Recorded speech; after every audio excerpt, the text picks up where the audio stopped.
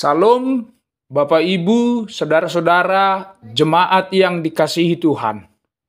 Pada hari ini kita akan mendengarkan firman Tuhan, tetapi sebelum kita mendengarkan kebenaran firman Tuhan, mari kita satukan hati, kita bersatu di dalam doa. Damai sejahtera Allah Bapa yang melampaui segala akal dan pikiran, itulah yang memelihara hatimu di dalam Kristus Yesus. Amin. Firman Tuhan hari ini tertulis di dalam Mazmur pasal 50 ayat 1-6. Demikianlah firman Tuhan. Mazmur Asaf. Yang Maha Kuasa Tuhan Allah berfirman dan memanggil bumi dari terbitnya matahari sampai kepada terbenamnya. Dari Sion puncak keindahan Allah tampil bersinar. Allah kita datang dan tidak akan berdiam diri. Di hadapannya api menjilat. Sekelilingnya bertiup badai yang dahsyat. Ia berseru kepada langit di atas dan kepada bumi untuk mengadili umatnya. Bawalah kemari orang-orang yang kukasihi, yang mengikat perjanjian dengan aku berdasarkan korban sembelihan. Langit memberitakan keadilannya, sebab Allah sendirilah hakim. Amin. Saudara-saudara, jemaat yang dikasihi Tuhan, dalam suatu persidangan akan selalu ada hakim yang bertugas untuk memeriksa, mengadili, serta menyelesaikan suatu perkara. Peran hakim ini sangat penting menyangkut hal ini.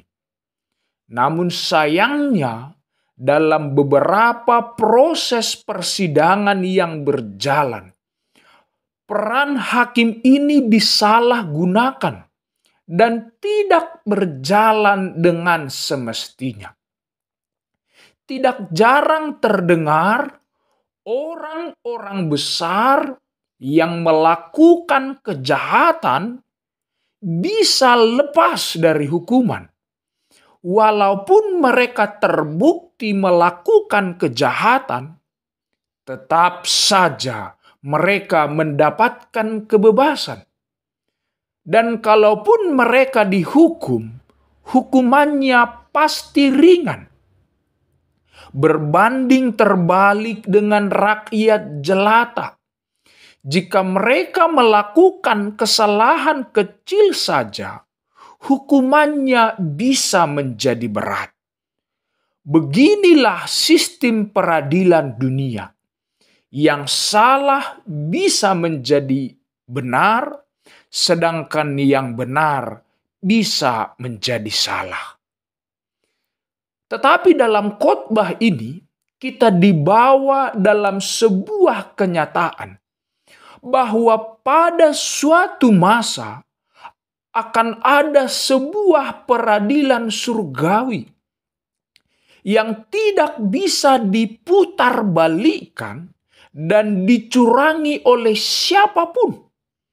Karena yang menjadi hakimnya adalah Allah itu sendiri. Allah yang Maha Kuasa memanggil seluruh bumi untuk menghadiri penghakiman itu dan menyaksikan keadilan Allah di sana.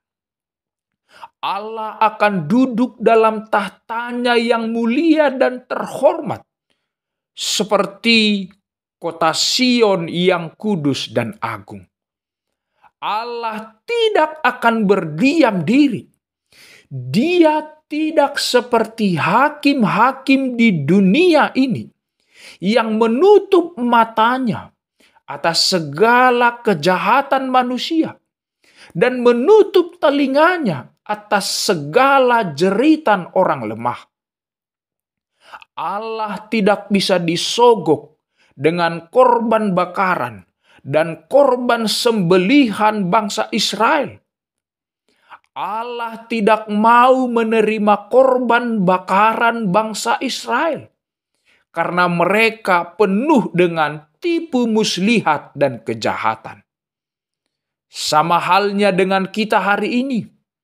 Allah tidak mau disuap dengan persembahan dan korban yang kita berikan pada Allah. Kalau yang kita lakukan adalah kejahatan kepada saudara-saudara kita dan kepada sesama kita. Jangan kita berpikir ketika kita memberikan persembahan pada Allah, maka Allah akan menutup matanya atas segala dosa-dosa kita. Tidak. Allah tidak seperti itu. Allah bukan seperti hakim dunia ini. Mata Allah tetap melihat dosa-dosa dan kefasikan manusia. Selanjutnya, Allah akan membuka telinganya kepada orang-orang yang teraniaya, terjolimi, tersakiti. Dia ada di pihak mereka dan dia akan membela perkara mereka sebab dia hadir sebagai hakim yang adil. Allah akan membebaskan orang-orang yang benar dan mendatangkan hukuman bagi orang-orang fasik. Di tangannya telah tersedia api yang menjilat-jilat dan badai yang bertiup dengan dahsyat. Api akan membakar dan menghanguskan segala sekam kejahatan yang ada di dalam hati manusia. Sedangkan angin akan merobohkan segala tiang-tiang kesombongan, keangkuhan, dan kefasikan dalam diri manusia. Tidak ada yang bisa menghindar dan lepas dari penghakiman Allah. Semua manusia akan diadili dan mempertanggungjawabkan perbuatannya kepada Tuhan. Langit dan bumi akan menjadi saksi perbuatan yang dilakukan oleh manusia. Mungkin kita bisa menyembunyikan kejahatan kita pada orang lain atau pada pasangan kita. Tetapi langit dan dunia ini melihat itu semua. Dan merekalah akan bersaksi kepada Allah atas semua itu. Maka hari ini saudara-saudara jemaat yang dikasihi Tuhan, ketika kita mendengarkan khotbah ini kita harus bersyukur.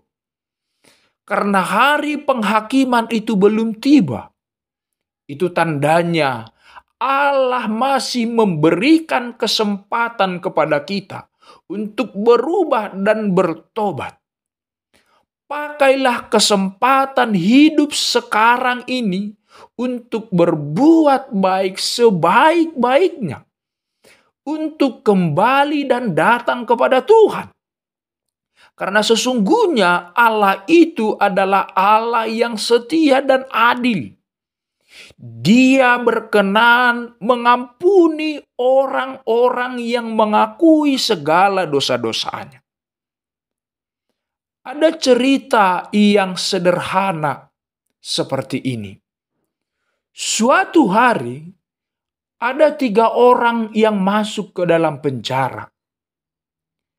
Lalu seorang raja datang ke dalam penjara itu dan bertanya kepada mereka, kenapa mereka masuk penjara? Orang yang pertama mengatakan, saya masuk penjara karena pengacaranya tidak jujur. Dialah yang membuat saya masuk ke dalam penjara. Orang yang kedua mengatakan, saya masuk penjara karena hakimnya tidak benar. Dialah yang membuat saya masuk ke dalam penjara ini.